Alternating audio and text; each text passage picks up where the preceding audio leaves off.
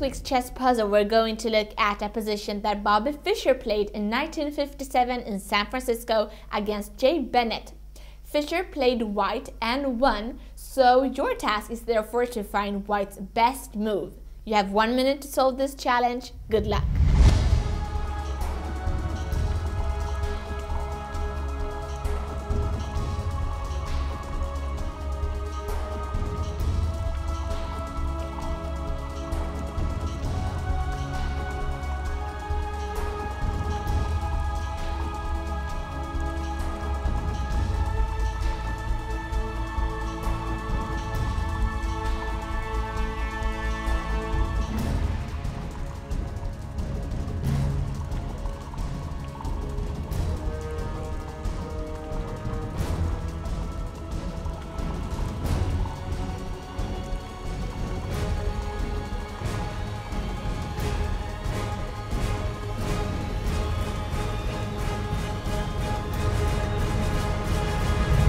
Although the position is even in material terms, you can't help but feel some fear when it comes to the black rook on b2 and the bishop on c3.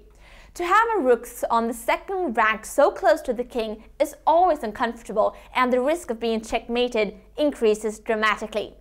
The black queen on c8 is also ready to join the game by, for instance, playing a check on c5. But let's not jump to conclusions without noticing our advantages too. We have an extremely strong position with the bishop on b3 and his diagonal against g8, which cuts black off quite substantially. If the black queen wouldn't be guarding the bishop, we could capture it with a checkmate. And that is where we have our plan. And now the question is how we achieve it.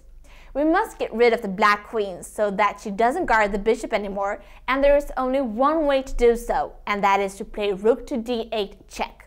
Black has really two options here, to either take the rook or to walk away with the king. If it chooses to go to g7 with the king, we win the queen and the checkmate could be performed pretty quickly thereafter.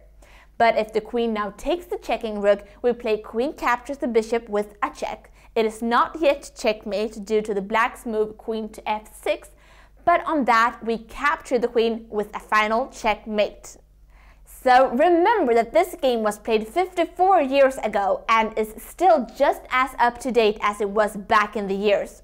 54 years is a long time, however, in relation to what Arne Johansson presents in this week's episode of the Chess History, 54 years don't seem that long after all.